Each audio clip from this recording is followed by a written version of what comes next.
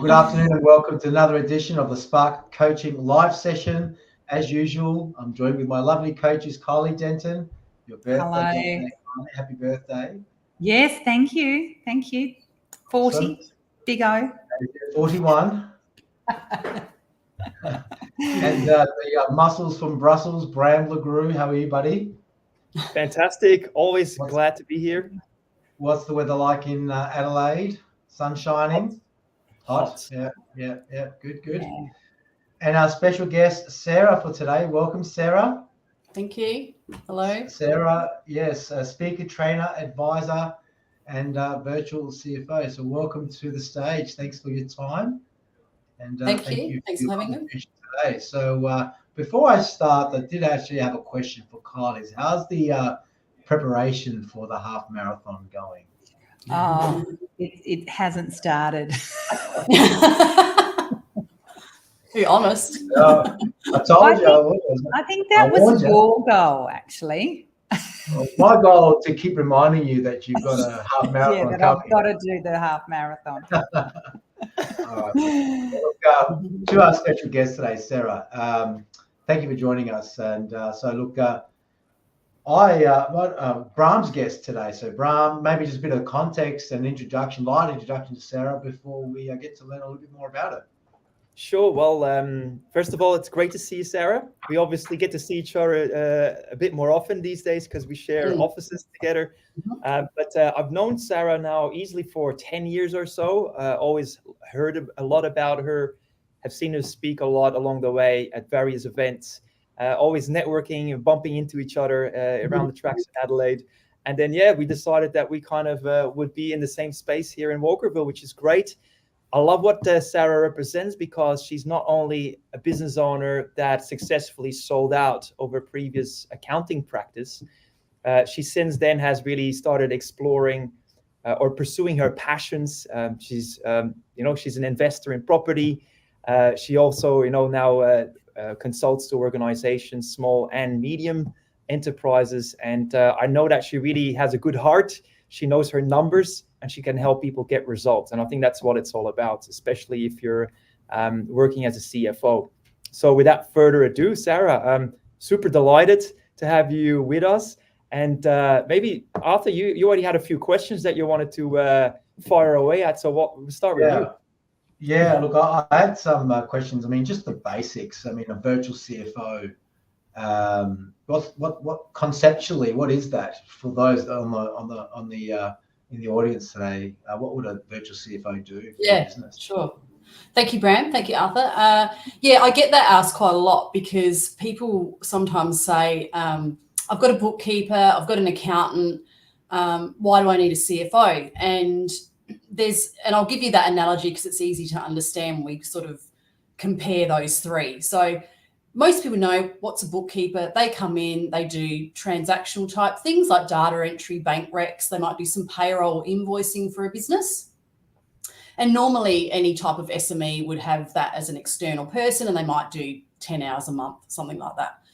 So they prepare the accounting data or the financial data for the then tax accountant, who's an external person as well. And most SMEs would have an SME type accountant. So a smaller business, they wouldn't be going with KPMG or Perks or any of those. They'd have a small business accountant. And that accountant then prepares things for income tax. They might give them advice on how they set up an entity, like a company, a trust, that type of thing, what structure to trade in, and probably do BASs, GST, and give them some advice around tax planning and that type of thing and prepare financial statements. Where a CFO, like a virtual CFO, comes in. So let's say you're a couple of $1 million company. You might be 5 million. Most of those size companies don't have a $200,000 or $300,000 budget to get an in-house CFO, like you think in the normal terms of like a BHP CFO or something like that. They simply, and they probably don't need it either. So they might have an in-house bookkeeper, an in-house accountant once they start getting a bit bigger. And what the virtual CFO does is come in for anywhere between, say, 3 to 10 hours a month. And they look at the higher level type financial reporting. So one of the things I've had clients come to me and say is my tax accountant is not proactive. They don't they're not forward thinking. They don't tell me about the money, and I got this tax bill and I didn't know about it. And my answer to that, and I love tax accountants. I was one, right? I'm still recovering. You know what I mean? Is that's not their job. Like, their job is not to do forward planning, do like tax planning, to lodge. But their job is to keep you compliant, to lodge tax, maybe give you a bit of advice. But a CFO is more about forward plan, about strategic business planning, so that you can make those decisions based on not only history, but also future planning, future financials. And the tax accountant and the bookkeeper's job is not that. Or they also may not be skilled in that area either, and they probably don't want to. All three of those roles, like, I don't want to do what the tax accountant does, I don't want to do what the bookkeeper does, and I don't think they want to do what I do. So it's a higher level strategy type financial work that I do. Hopefully that wasn't too long. Cash flow analysis, cash flow modelling is right up the alley. Is that? So budgeting, cash flow modelling. If people have different departments in their organisation, you might do a budget for each department to keep managers accountable, that type of thing. Yeah, fantastic. Thanks for the explanation. That has clarified a little bit more, because I was kind of wondering, where does it sit in the realm? But then you've got, you're also a speaker and a trainer. So you've got this diversified portfolio. Which hat do you prefer? I reckon Bram might agree with me here. If I could get paid, like $500,000 a year to be a celebrity speaker, I'd be doing it. Oh, so me. I'm in. Yeah, but I guess, I do. I love speaking. And on the weekend, I did 4 or 5 sessions over 2 days, and I was completely in my element because I love doing that. But the reality with a business like mine is that speaking, just like Bram, like with sales, is speaking actually, is a promoter for yourself. It's a marketing type tool where people see you speak, they understand then what you actually do, and then they engage your services. So I speak on, financial literacy. I've spoken at schools, I've spoken at industry events, lots of different things to SMEs. Just about the financial literacy piece, I'm a big advocate for Rich Dad, Poor Dad and Robert Kiyosaki and that simple model. I love training on that sort of thing. So, And I do emceeing as well. I just love doing that too. So promoting your personal brand, coming into, an environment where you're seen as the trust platform. You've got the knowledge and the credibility, which then leads into potential opportunities to funnel into your core business, so to speak. Lovely, great. I'll invite Kylie to ask some questions, or Sarah. Yeah, I love it. I've got 2 hats on at the moment. One is my corporate hat, where we see CFOs and CEOs working so closely together. They have to, the CEO wants to do everything, and the CFO's there saying, well, can we afford it? Or what's the strategy and things like that. So I can see from a big organization how they can do it. But I'm just wondering and sort of thinking more about our audience that are your small or medium companies that has the CEO, or it could even actually be like a financial planner is the CEO of their organization. So they're wearing those 2 hats in many situations. What are the types of things should they be looking at if they can't engage a CFO to make sure that their financial health of their company is strong? One of the things that I always do with organizations is I'm helping them to determine what's their strategy. Where are they going? What's the initiatives and the objectives they've got to do? But many organizations forget to sit down once a quarter and actually go, right, are we on track? Are we off track? What's the future, the next 3 months? What as a CFO, what kind of advice could you give organizations to say, every month you should be looking at these key metrics, every quarter you should be looking at that? What would you say? Well, depending on the size,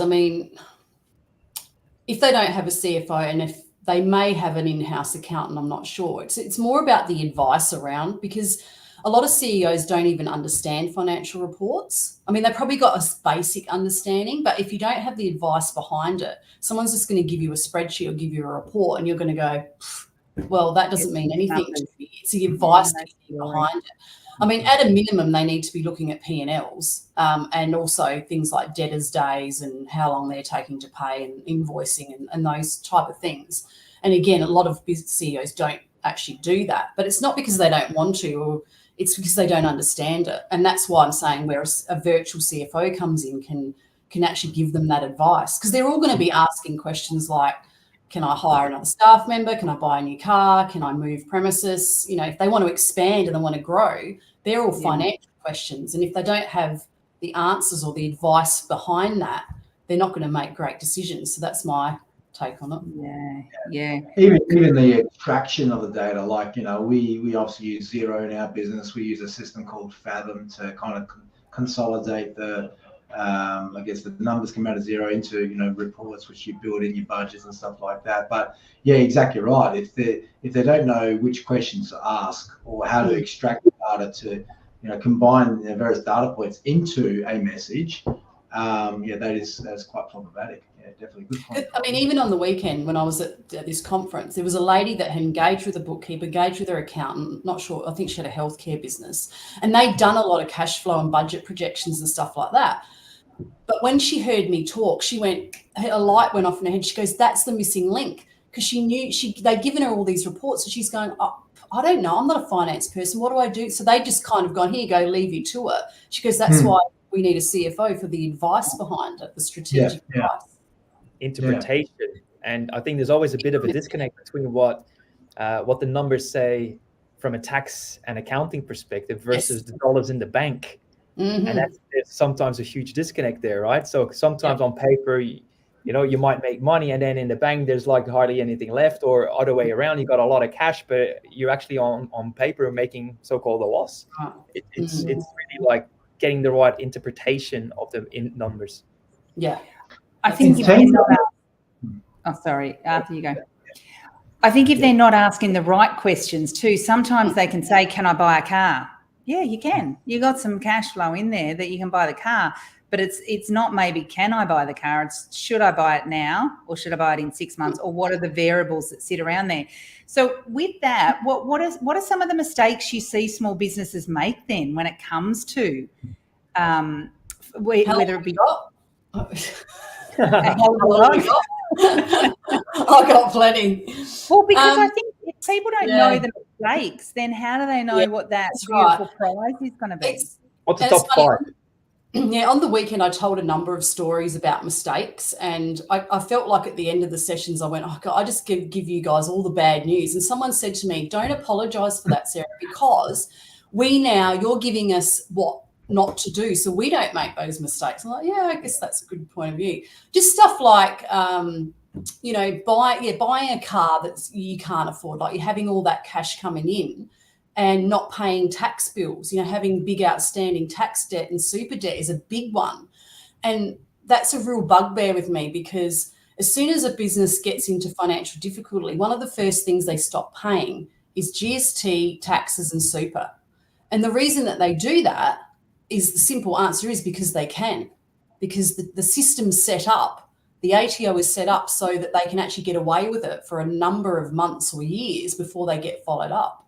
Whereas, you know, you don't pay the rent, you're going to get kicked out. You don't pay your car loan, the bank's going to take it. And that's why that whole system to me is not right. It just shouldn't be like that. So, but that's, again, because they're not planning. They're not forward planning for tax. They're not saving for taxes, buying big $100,000 cars in the first 2 years of business. You know, that's a big no-no too. Having cash caught up, like you were saying, Bram. I gave an example on the weekend of someone that actually took a screenshot out of their MyOb from their debtors days, and this one client had an average of 632 days to pay, which is 1.7 years. So on average, over 5 or 6 years, that client, that cash flow was, you can imagine the pain that was causing. They had more than one client, but that's an example of what goes on, because business owners get so caught up in day-to-day, they don't follow up stuff like debtors, or they don't do invoicing, or they let work in progress blow out, or don't do timesheets and things like that. That's why I've got so many. I know that's really too many, but yeah. Yeah. Right. Yeah, and so look, that's really interesting. It's The question I had, like you mentioned earlier, Sarah, with as businesses, beyond the 2 years and they start to grow, do you notice like there's a flexion point in terms of at what point? Every business has got its own industry profile. I mean, nuances, we get that, but as I'm growing my business and I'm heading towards a certain threshold or flexion point, in your experience, is it turnover based where at some point in time, I need to start to think about investing into a resource such as yourself to unlock the next wave? Otherwise, if I don't, me getting to that next wave of growth could be, longer or elongated. Is there a range that you've seen? I wouldn't say. I know you're saying every industry is different, and I mainly work with service businesses. I used to work with manufacturers and tradies and stuff, but I find that there's just sort of a limit on that. So I mainly work with professional services like NDIS and HR and even accountants and lawyers and stuff. I've worked with those guys. Normally where my services would sit in between, say, about the 1 million to say the 20 to 30 million. And then beyond that, they're going to be able to hire someone in-house and stuff like that. But in that sweet spot, they don't quite need that full-time CFO. So there'd be definitely a spot where they start to get frustrated with maybe that their tax accountant they might be outgrowing their tax accountant too. That's another thing as well. And get frustrated with not getting the information in a timely manner. That's normally what it is. And just if they know that they want to expand and grow and hire staff and do all those things, then that's the point where they need that external financial help. Yeah. So would you say, you said 1 to 30 mil it's still a decent range. Yeah. In terms of a bell curve, would it be somewhere in that 3 to 10? Is that where you kind of think? Yeah, that would be about right. Most of them, I've worked with a $20 million, but most of them I've worked with a sort of 1 to 10. Yeah. Yeah. Okay. Yeah. Interesting. Got a question as well, Sarah, because one thing that Arthur has put into the title below the screen is building businesses that are profitable, scalable, and saleable. That last one is an interesting one because I think a lot of people might have started a business not really thinking of exiting and before, or some have actually started straight away with the hat on at some point in time, I'll be exiting and this is what I want from the business. What would you say to people, whether they are in the first bucket or the second bucket, what's actually good from a CFO's perspective to keep in mind to exit the business? Yeah, I think where people miss the mark is you've got to have your business sale ready. Okay, so when I say saleable, it's got to be, so if you think about, if you're say you're an investor, you've got to think about it from their point of view. So you might be the CEO of a professional firm or a services firm. You've got to go, so if someone else came along, or if I was going to buy another business, what would I look for? What are the checklist type things that I would be looking for? Number one, profitability. I mean, is anyone going to buy a business that's making a loss? Maybe or maybe not. We'll leave that to the big end of town. If they're going to buy something for a loss, that's a whole different conversation. But in general, if you're an accountant or a lawyer or an NDIS, for instance, that you might want to expand. So you go and buy another company in your industry. You're going to want to know that it's got good staff, that it's got an operations manual, that's got some processes and procedures, that all of their systems are good and in place, that their turnover is good or sustainable, that their clients are happy, that they're profitable, all of those type of things, because we can't expect someone to give us top dollar for our business if it's not a well-oiled machine, let's call it that. Yeah. So, yeah. I mean, even if you're not buying the business, you're buying the assets of the business. Can you move those assets in the business and deliver on, I guess, the expectations of, the leaders of your existing business? So it's not always a business that you're buying. You could be buying the assets of one and stripping those out and obviously using the scale of yours to multiply effect. Interesting. Right. Yeah, good. Yeah, I like the term, being, sale ready, because it's if always being sale ready is actually quite an interesting concept, because you just don't know when you're going to be approached, and if someone's looking and you're not ready, well, they might not be looking at you much longer, because they'll just move on to the next opportunity, right? So being sale ready, saleable is a very interesting concept, and I think a mind shift as well for many, because for many, I guess, entrepreneurs, we don't actually think there's ever going to be an end. We know that end's coming, but we're not. Like until you get to that age or whatever. Well, so being sale ready, I think, is a very mature attitude and approach to being a business owner, and something that I think everyone should sit down and actually think about. Well, if someone actually did knocking on the door, how quickly would I be able to respond? And is my business fit? Is it in shape? Yeah. Yep, that's right. Yeah, I added the question to the live stream. Are you sale ready? Just for viewers to engage with. Yeah, I think what, and I don't know whether you've got this or not, Sarah, but one of the things that I think would be good for a virtual CFO is like a scorecard that businesses can complete to, ask them 10 or 15 questions that would determine whether or not they actually need a virtual CFO. Because I think many people go, I've got it. I've got a bookkeeper. I've got an accountant. I've got this. I've got that. So I don't know if you've got that. But then the second point on that is I think also people go, they're a consultant. They're a virtual CFO, or a bit like Bram and I, we're expensive. Whereas, so people therefore think you're expensive, as opposed to actually finding out whether or not it is expensive, because they just kind of assume that. Whereas really we are well and truly worth our money, Kylie. Exactly, the value. It's just about return on investment. It's the return on investment. The value's there. But I think that also could be a kind of like, I don't want to know it. So I don't know if you've got that, but I think it would be good. It's not a questionnaire.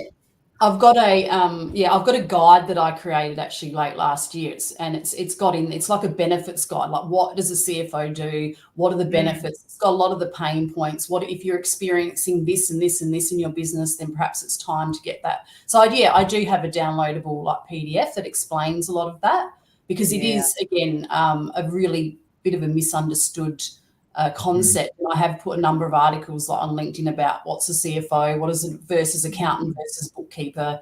I think it's just the education piece around that, and knowing that, you're not outlaying like a 200 or 300 grand proposition for a full-time person. It's more of a 20 to 30 grand type of proposition. Yeah, I think add that in the comments. Yeah, your PDF. I have a scorecard around people leadership that kind of gives people a bit of a where are you to where you need to be. And I just think, especially for our audience that are within those figures that you're saying of that turnover, it would be really valuable for them to sort of do a bit of a stock take and go, how are we? Are we getting what we need? Do we actually need to consider having a consultant like yourself in as well? Sure. It's a good suggestion, by the way, Sarah, what Kylie says, a scorecard in the right direction. It's a good tool to have. Yeah. But I think one thing I personally took a lot out of this session here is that you're very much about proactivity and looking into the future and using numbers to make good, sound decisions, rather than looking in the rearview mirror, which really tax accounting is all about. It's looking behind you, not ahead of you. So I like that proactivity approach. So kudos to you.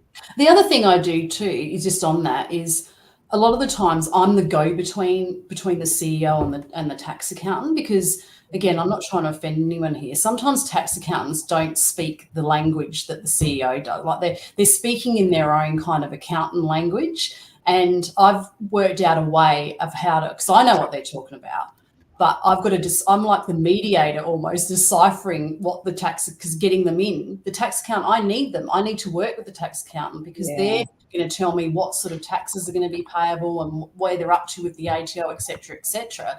But the CEO doesn't necessarily understand what they're talking about or how important it is. So I'm a go-between between those two as well. You're the storyteller. That's it, yes. Yeah, beautiful. Well, and Bram, just a little bit comment. Your comment there is the connection between the communication between the tax accountant, who's a certain disc profile usually, and potentially has a different profile usually. Correct? Absolutely. If you're talking the typical, very analytical C or blue on disc accountant, CEOs very often are, your D's and I's or S's. They're very different from the C's. So you got to get in and learn how to speak each other's language. Yeah, that's it. Agree. Very good. All right. We're about to call it a wrap, I reckon. But look, Sarah, thank you so much for your time. Any last questions, or Sarah, any last points you'd like to make before we wrap it up for today? No, if anyone wants to connect with me, I've got a website called www.sarahreimann.com.au, and I'm on Facebook and LinkedIn if anyone wants to connect. And yeah, I do have some downloadable PDF type things that can help people understand a little bit better about what I do. Yeah, but thanks for having me, guys. I appreciate the opportunity. No worries, Sarah.